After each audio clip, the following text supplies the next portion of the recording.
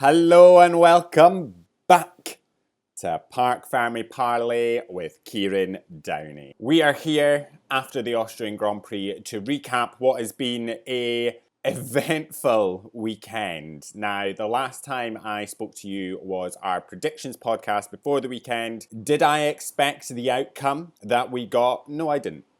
I did not see this coming a mile off. I had a very busy weekend. Myself and my dad drove from Scotland all the way down to Milton Keynes on Thursday, stayed the night and visited the Red Bull factory on the Friday morning, which I would highly recommend to anyone that is a Formula One fan, whether you are the biggest Red Bull fan or not. I would recommend going to the Red Bull factory. We were there just as the practice session kicked off for Formula One, and it was amazing to see the teams working away, the strategists, everything. We've seen the engineers, we've seen the guys in the electronics department, we've seen the guys building bits and pieces for these cars. Obviously no idea what it is they're building, what it is they're working on currently, but just an amazing experience, an amazing place to go. It's my second time there. I absolutely love it there. I'm a Red Bull fan. I do like Red Bull. I really like Max. Charles Leclerc's my homeboy. Ferrari's my team, but I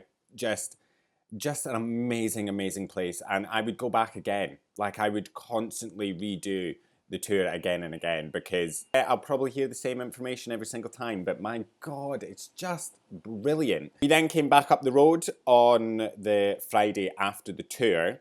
I watched the sprint qualifying in the car when we were stuck in traffic on the motorway, and then on the Saturday watched the sprint and the qualifying sessions for the main race, and then on the Sunday watched the race, got a train back to Edinburgh, got in very late, and it is now Monday morning and I am here ready to recap the entire weekend. We're not going to go into depth about the sprint quali, the sprint and the qualifying sessions. We'll touch on the important points throughout those sessions. I have 6 pages of notes here to go through.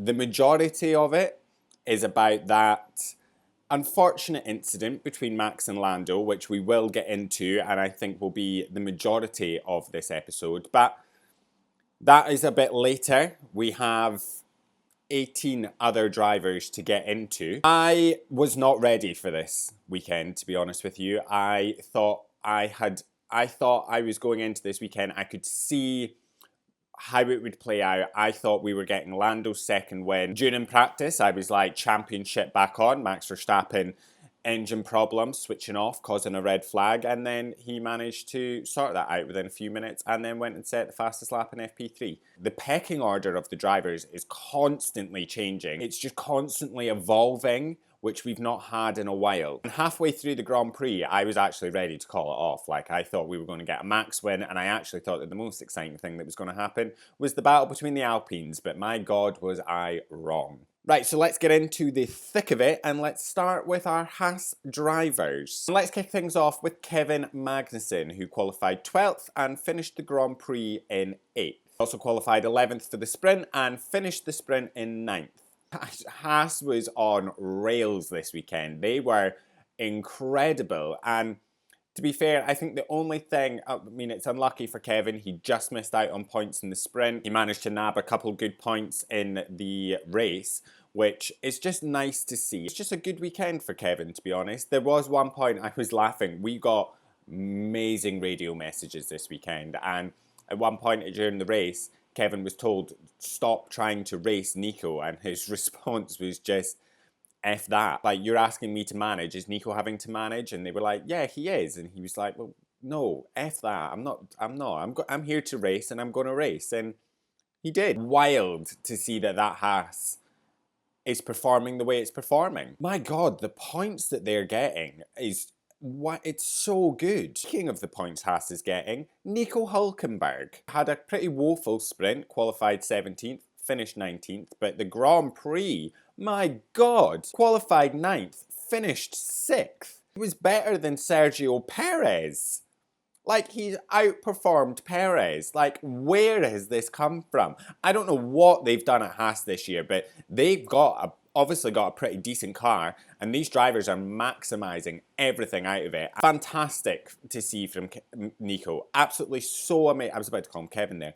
Amazing to see from Nico, and just a delight. It was just insane. Insane. Like, credit where credit's due to these boys, because that was brilliant to watch. Absolutely brilliant. And I actually wonder where they are in the standings now. They're 7th. They are 7th in the standings. They are 11 points behind RB, and they're a full 10 points ahead of Alpine. Like, after 2023, that's wild. My God, they have fully turned things round, and it's great to see. Long may it continue. Long may it continue. Great to see them not being woefully at the back. Speaking of woefully at the back, Kick Sauber. Zhou Guanyu for the sprint qualified 20th, finished 20th. And in the race, qualified 20th, finished 17th. I say this every race, I say this every single time. What is the Saubers doing? I actually had I thought quite good things about the Saubers coming into this weekend. I thought they'd be a lot better than what they were. They were looking promising after Spain. Zhou was looking promising after Spain, but again, as I said last week, I'm thinking that is track specific. He did have a very unfortunate incident with Alonso where he was basically just punted clean off the track. It's not great, is it? Just boring to speak about, actually. Really boring to speak about. And I'm just going to move on to his teammate Valtteri Bottas, who was also pretty woeful. In the sprint, qualified 18th, finished 18th. And for the main race, qualified 18th, finished 16th. Then, nowhere really to be seen. It's getting worrying for Valtteri. It's getting worrying for Valtteri because his contract's up at the end of this year, and what is going to happen? Is he going to be on the grid next year?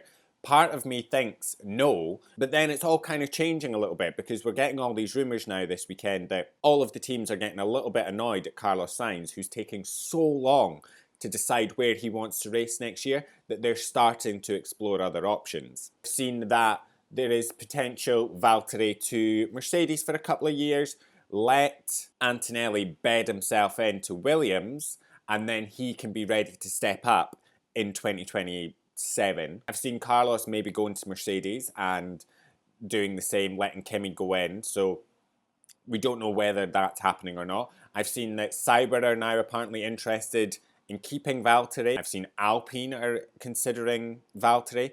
I just need Carlos to make a decision so we can start locking in all these other drivers, because everyone is just sat in no man's land at the moment, waiting on this one man to make a decision. What is my predictions for Valtteri next year? Not a clue. Not a great weekend for Valtteri, and yeah, that's it. All I can really say about the Sauber drivers. There's nothing else to say. They're just chilling at the back every single race, and it's crushing me. Like, do something, please. Okay, now moving on to somebody who had a fairly better weekend, Daniel Ricciardo, who for the sprint qualified 16th, finished 14th, and for the main race qualified 11th and finished 9th.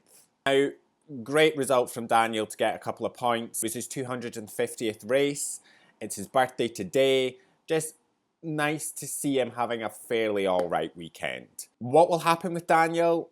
I don't know, because these little points that he seems to get are happening so sporadically. And we were going into this weekend with a massive amount of sound bites from Helmut Marko, who seemed to be giving interviews to everyone about the RB situation. And it seems that that team is now under a lot of pressure from the stakeholders to, you know, make it, it's supposed to be a junior team. Why are we not promoting junior talent into that team? I.e., Liam Lawson. Helmut Marko's come out and said, you know, we're under pressure. They want us to make it a junior team again. We need to put Liam Lawson into that team. We need to. And the plan was that Daniel Ricciardo would come back, prove he was meant to be up at Red Bull, get that Red Bull seat in 2025, and allow Liam Lawson to move into RB. But he's not performed great. That seat's obviously went to Checo, who's, oh my God, also not performing great. And now we're just kind of like, what happens? Is Daniel Ricciardo going to stay? Is Liam Lawson going to take his place? We don't know. The pressure is on Daniel. And Daniel's running out of time to prove that he deserves that seat. I've seen a load about, I put something on Threads and I said, you know, what's everyone's thoughts on this? What do you think? Do you think Daniel will stay? Do you think Liam Lawson will take his place? And the majority of people said, no, I think Daniel will stay.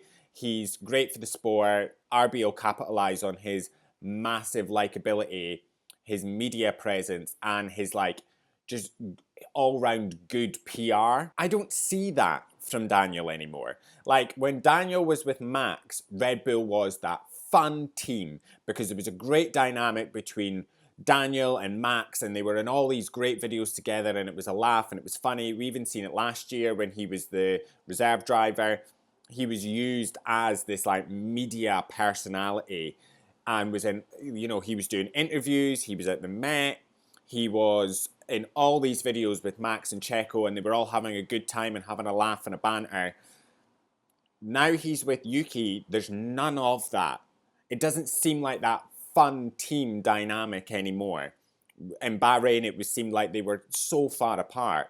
We had Yuki and Daniel scrapping, Yuki being annoyed that Daniel had been let past, Yuki then dive-bombing Daniel on the cool-down lap. Like, it was all very weird, and it was very tense. And yes, their relationship seems to have gotten better. Yuki has said, you know, Daniel's been great at teaching me how to regulate my emotions and be a lot calmer and a lot more focused. Amazing. We've heard that Daniel's been really good at, you know, working with the team and how to develop the car. Amazing. Fantastic. Love that for you guys. But we can't say that Daniel's marketability is enough to keep him in the sport anymore. At the end of the day, it's a business. It's a sport, it's a business, and they're going to have to make the best call for the business. And unfortunately, right now, it seems like that call is bye-bye Daniel and hello Liam Lawson. It's a junior team, it should be treated as a junior team, and it is time for there to be a junior driver stepping up. But nice to see him getting some points for his 250th race. Okay, moving on to his teammate, Yuki Tsunoda, who qualified in the sprint 14th, finished 13th, and then in the race qualified 14th, finished 14th. I don't know what happened to Yuki this weekend, to be honest with you. He just kind of was nowhere, to be honest. Did he get a penalty? Like, I don't know. Like, I actually don't know. I feel like he got a penalty in the race, but I don't know if that is true, if he did or if he didn't. I'm not entirely too sure. Maybe I should check that out. I don't know if he got a penalty, but I feel like he did. He did, however, get fined €40,000, 20,000 delayed till the end of the year, for an offensive slur over the radios. He has apologised. He has been fined. He, you know, very deservingly, but nice to see him taking accountability. But yeah, no idea what happened to him during the race at all, to be honest with you. So I've not really got much to say. Moving on, Logan Sargent, who in the sprint qualified 15th, finished 16th, and in the race qualified 19th, finished 19th. Obviously, here we are, not performing in the race. Whatever, see you later. Qualifying for the sprint was amazing. He made it through to Q2 and out-qualified his teammate. But I've said it before, I'll say it again, it's too little too late. I don't know what will happen with him next year. There is the rumours that he might be going to IndyCar, which I think would be perfect for him. Now moving on to his teammate Alex Albon, who for the sprint qualified 19th, finished 17th, and for the race qualified 16th, finished 15th. Just a all-round bad weekend for Albon, for Williams, to be honest with you. I don't know what's going on with Williams. They seem to be making progress, and, you know, we came into this year, it's going to be this great car that was good all-round, you know, it was going to perform fairly solidly across the year, and they just seem to have lost it totally. Albon got a 5-second penalty for crossing the white line at the pit entry. I mean, this is not great for Charles Leclerc. Kind of all right for him. He did overtake Charles Leclerc at one point, but when he overtook Charles Leclerc, I think my soul left my body. Thank God Charles managed to get it back. But just, Again, woeful. Like, what is going on with these teams and these drivers? I can't. I just kind of expect more from Albon. And now I'm like, what's Williams going to be like next year? Moving on to the Alpines, Esteban Ocon qualified 8th in the sprint, finished 11th, and for the main race qualified 10th, finished 12th. I mean, at one point it seemed like the only action we were going to get is between Ocon and his teammate Gasly. Those Alpines were once again fighting each other. And there was at one point that, you know, Esteban had Gasly behind him, Alonso in front of him, and it almost seemed like a contest of who did he hate more, because he was not willing to let Gasly pass and he was doing everything that he could to get ahead of Alonso. He did manage to get ahead of Alonso and then spent the next few laps battling his teammate.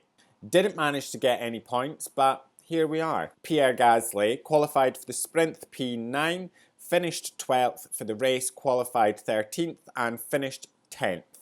He was gunning for Ocon. At one point he came over the radio and he was like, you know, why?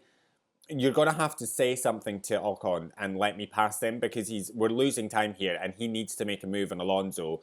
Otherwise, we're just going to be stuck here. And if he can't make the move, switch me in. I'll get Alonso. And to be fair, I don't even care if he manages to or not. So when Ocon managed to get past Alonso, Pierre just sent it up, managed to get round at turn 3, makes a move again, was off the track, blamed Ocon for running him off the track, but there was nowhere for Ocon to go. He then made the move into turn 4, made it work, and came over the radio and was just like, ciao. And that, we didn't actually hear it, we just seen it posted at the side, but that was one of the best radio messages of the weekend. Like, it's amazing to see how much Ocon and Gasly hate each other. Like they do. And Alpine can say it as much as they want. No, they're friends. No, they're not. They hate each other.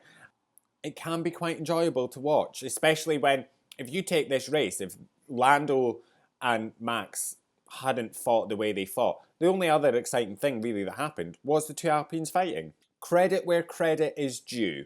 Now moving on to Aston Martin, Lance Stroll, who qualified for the sprint 12th, finished 10th, and then qualified for the race 17th and finished 13th.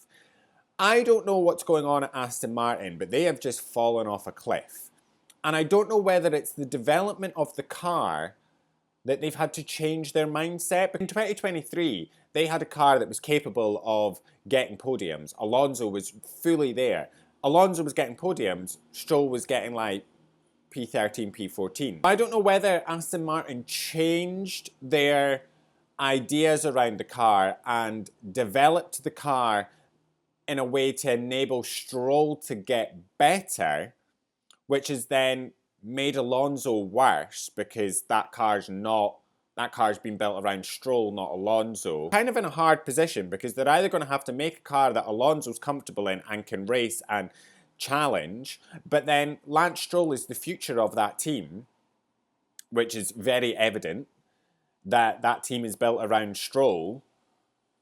So they're either going to have to sacrifice Alonso to make Stroll better, or sacrifice Stroll, whose father owns the team, to allow Alonso to go and challenge. This is not saying that that's what they're actually doing, but it just kind of feels that way. I don't know, honestly, I don't know. I don't know what's going on, but Alonso did not have a great weekend. He qualified for the sprint 13th, finished 15th, qualified for the race 15th, finished 18th. As I said, he's just fallen off a cliff, but then so have Aston Martin. They're like, I would say they're worse than Alpine right now. I don't know what Alonso was doing in that instant with Zhou, but Zhou was coming around turn 3. I can't remember who was in front of Zhou, but Alonso just came out of nowhere. And when you were watching the onboard from Zhou, you were like, oh, what happened there? And then when they showed you another camera angle, Zhou's coming round the corner and Alonso just cleanly comes in and just punts him straight off the track, nose first.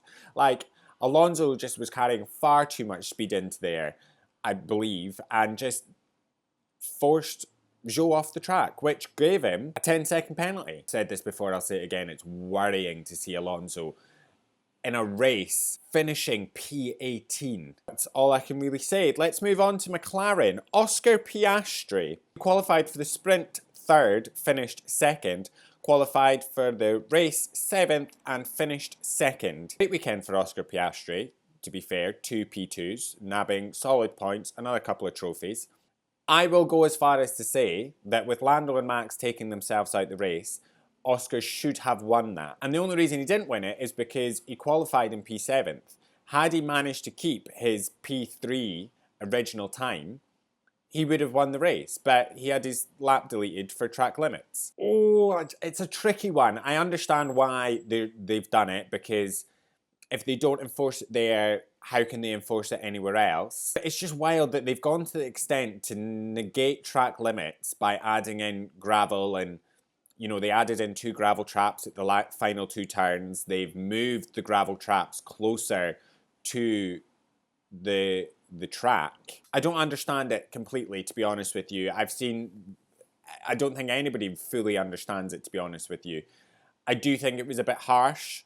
McLaren thought it was harsh. Oscar thought it was very harsh. He was not happy. He said it was an embarrassment that for the sport, not for himself, for the sport, that they've spent how much money putting in gravel traps and moving gravel traps only to give somebody who's hit the gravel track limits. Said without that penalty, I genuinely think Oscar would have won the race. At the end of the day, he still got P2 in both the sprint and the race. He's got 2 trophies, he's got a whole load of points, and very well done. Moving on to his teammate, Lando Norris, who for the sprint qualified 2nd, finished 3rd, and for the race qualified 2nd and did not finish, but was classified as 20th. Lando could have won the sprint, but just very poor defending. He dive in what seemed to be the Lando Norris move of Austria, sent it up the inside of Max at turn 3, dive bombed, managed to get in front of Max, had the DRS, should have just sent it and gone, left the door open on the inside, which Max managed to get through at turn 4, and allowed Oscar to get through, and that was it. Should have won the sprint. Should have won the sprint. And then we get to the race. Oh, it's wild. Absolutely wild what happened. Actually, let's come on to that when we talk about Max, and let's talk about the whole thing together rather than repeating ourselves every time. But we'll come back to Lando. So let's move on to Ferrari and Carlos Sainz, who for the sprint qualified 5th, finished 5th, and qualified for the race 4th and finished 3rd. Fairly alright weekend for Carlos, to be honest. Wasn't really having any battles, wasn't really showing, he was just there, and managed to capitalise on the Lando and Max drama, as did Oscar and George Russell. No real comments, to be honest. His teammate, however, had, honestly, I don't want to talk about it. It kills me now. What is going on? Charles Leclerc. For the sprint, qualified 10th, finished 7th, and for the race, qualified 6th, finished 11th. What a disastrous weekend for Leclerc. Sprint quali, my God, honestly, it pained me to watch it. He was there, ready to go, and then the anti-stall apparently kicked in, and he couldn't get out the pits. Managed to restart everything, got out, but just couldn't make it to the line in time to do his fast lap, and qualified 10th. This whole thing that happens in Q3 right now, I'm really not enjoying it, where all of the drivers that get into Q3 sit in their garages till the last possible minute, then queue up at the pit exit, and then sit so that they can build a gap between the car in front of them that's just gone out so that they can have a clean lap. It kills me every single time, because there's drivers that come out at the end of that and are so close to not getting over the line to start their fast lap. Lewis Hamilton, I believe, only made it by the skin of his teeth. And then throw in this issue, and my God! Oh, every single race weekend it happens, and it absolutely, it just kills me inside. Why are you doing this? So then in the race, turn 1, had a little bit of a run-in with Oscar Piastri. Perez on the inside, Oscar on the outside. He got squeezed, made contact with Oscar and broke his front wing, which meant he had to pit to get a new front wing, stuck hards on, did 15 laps on hards, pitted again for mediums, went out, pitted again. He had 4 pit stops. Came out of the pit, got lapped by Max. I don't actually know if he did, but there was a definite threat that he was going to get lapped because he was sitting at the back of the pack and Max was charging round like nobody's business. His race engineer was then coming over the team radio and saying, Charles, you've got this. We've looked at it. We're predicting you'll still get into the points. And he was so close. He was so close to getting points and he finished P11. Honestly, and see when Alex Albon overtook him, I honestly, as I said, my soul left my body. I was ready to turn the TV off then. Thank God he managed to get it back, otherwise I think I might have cried. I don't know what Ferrari sacrificed.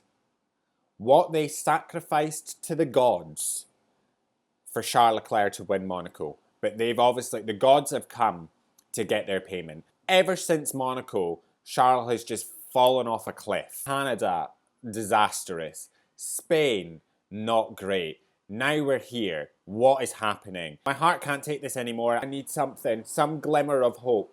All right, moving on before I really upset myself to Mercedes and Lewis Hamilton, who qualified for the sprint 6th, finished 6th, and qualified for the race 5th and finished 4th. Nice to see him up in and around, you know, the 5th area, 4th, 5th, 6th. Nice to see that they've not just dropped off a cliff. He had a terrible time coming into the pits at one point, just lost control, skidded over the white line, got a 5-second penalty for said skidding over the white line, crossing the white line on the entry to the pits. Was just there. Quite a few drivers were just kind of there this weekend, able to capitalise on what was going on in front, nab some decent points. Great result from Lewis Hamilton, nothing else really to say. His teammate, George Russell, probably benefited the most out of what happened.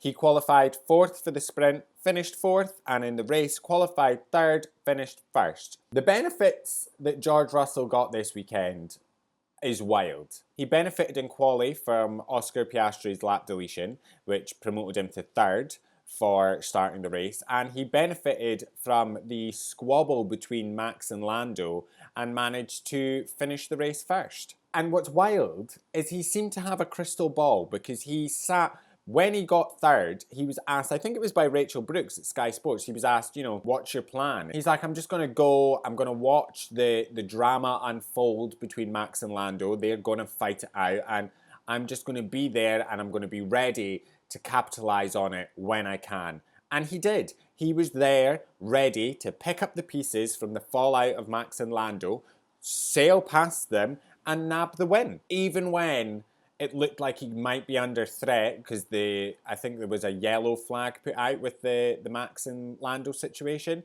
but they managed to both come into the pits. Oh no, there was a virtual safety car, that's what it was. There was a yellow which then went into a virtual safety car. They had to close the pit entrance because there was debris all over the pit entrance. He managed to just keep the lead and went on and won. So in Brazil 2022 and Austria 2024, George Russell has won in a race where Max Verstappen has clashed with a British driver during the race. So in Austria, it was obviously Lando that Max collided, and in Brazil, it was Lewis Hamilton. Isn't that a weird statistic? It is.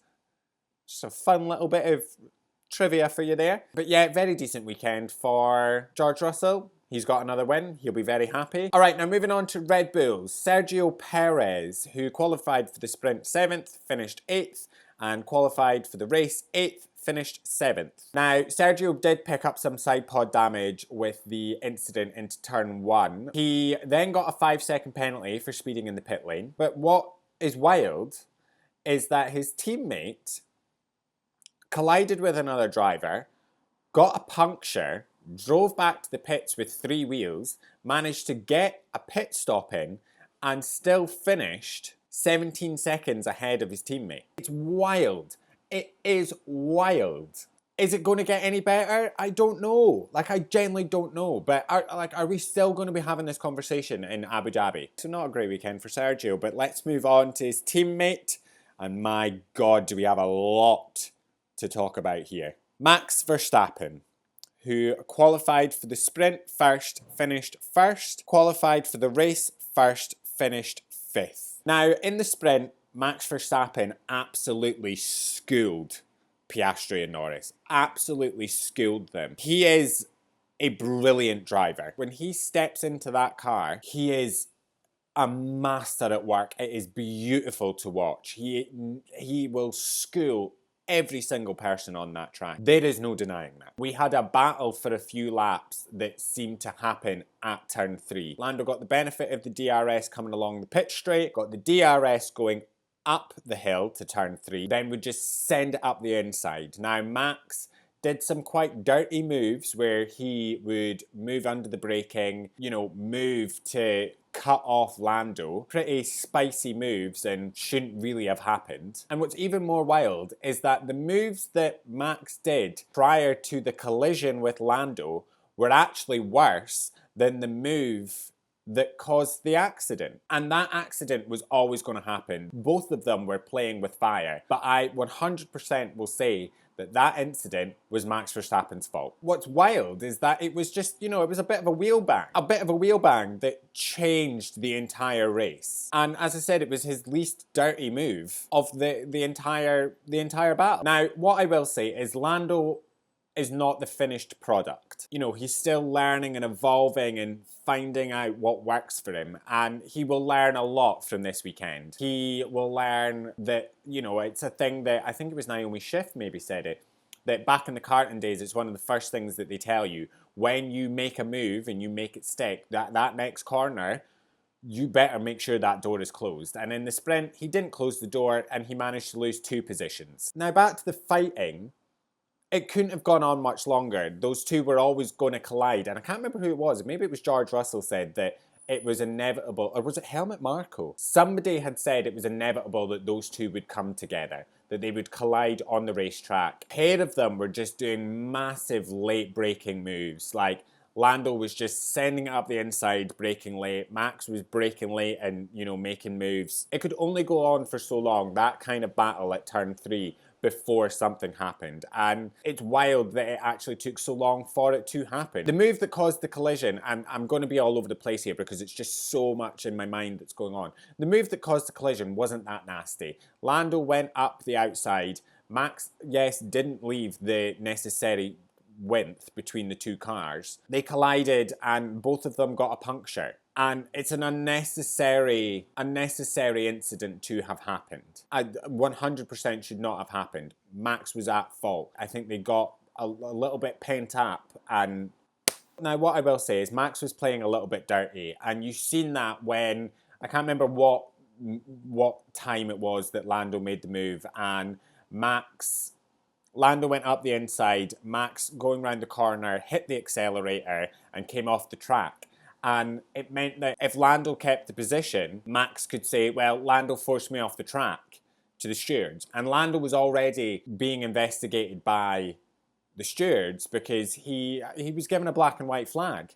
He was given a black and white flag. He then was being investigated because he tried to move and went off the track and was then given a 5-second penalty for track limits violations. In terms of Max, and I'm going to say it's the way he has been brought up, and we know it was quite a rough upbringing for Max, but Max has been raised to drive a certain way, to fight a certain way, and that man will fight tooth and nail to get a win. He will fight aggressive and he will fight dirty to get a win. That man is there to do nothing but win. He's not there to finish second, and he will happily collide into you, risk a puncture and risk finishing P5, which he did, to not let you ahead, to not let his closest competitor ahead. He'd rather take you and him out the race completely than get second. Now, Max has matured a lot, I will say that. At this point, he's 76, I think, points ahead of Lando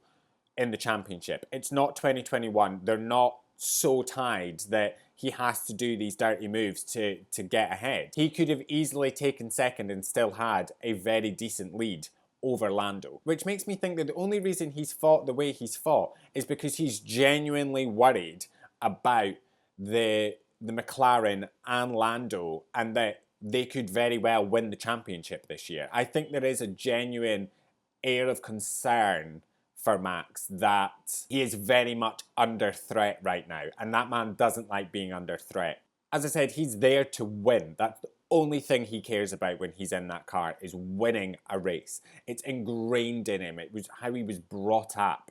We've heard the stories of Joss and, you know, everything that happened.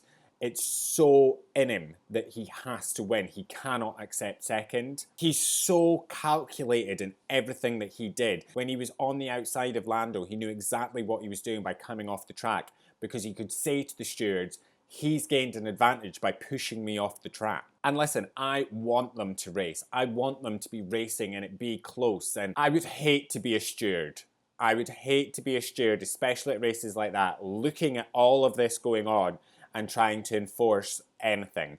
Because, like, how do you enforce the rules on Max? Max is what Schumacher was back in Schumacher's day, what Ayrton Senna was back in their day. He doesn't care about the rules, to be honest with you. He will bend and manipulate the rules to suit him.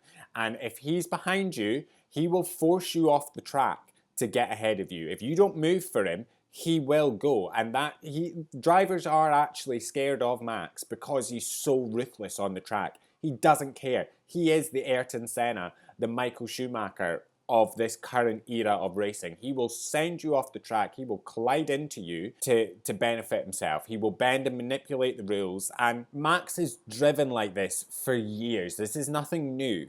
He maybe will be a little bit more reserved because he's winning by such a margin a lot of the time. But now that he's under threat, I think we'll see the return of the scrappy, aggressive Max. And Andrea Stella, who can be quite a reserved man, came out and said it perfectly, that for so long now, Max has been allowed to be aggressive, be dirty, and nothing's really happened. And he sort of hearkened it back to the 2021 days of the battle between Max and Lewis, where Max was left pretty unchecked by the stewards.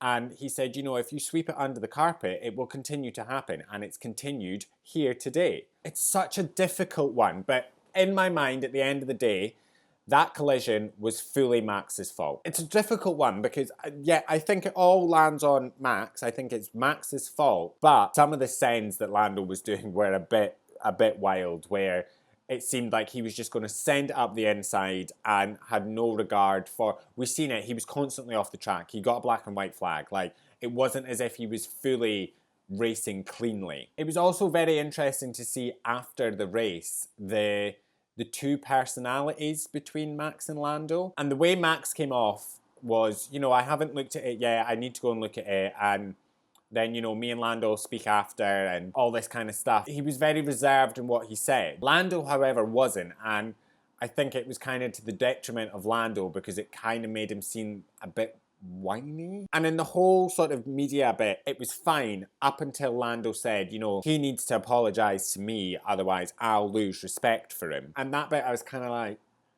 what? I think that it came off a little bit childish. That apology he will never get. Max will never fully apologise for it. It's not in Max's nature or character to apologise for those kind of things happening. I feel like I've been all over the place talking about this incident, and it's because my mind, even the next day, is all over the place with thoughts and feelings about what happened. Lando not racing clean, Max racing dirty, Max 100% at fault, shouldn't have happened, and wild that all happened and Perez was still 17 seconds behind Max. And that is everything from a bumper weekend of Formula One racing. Just an insane weekend with so much to talk about, and the fact that I've actually been recording for 1.5 hours. It'll be interesting to see what happens next week at Silverstone. It's the last of the triple header, and then we've got a week off after. It'll be interesting to see the fallout from this, how it affects the racing, what will happen. Very excited for Silverstone, my home race. It's one of my favourites on the calendar, and I am very excited to see cars out on track there. It's another weekend of F2 and F3. But that is everything from me just now. I will catch up with you later this week when we go through our predictions for Silverstone. But I will see you in a few days. Have a lovely rest of your day. Love you. Bye.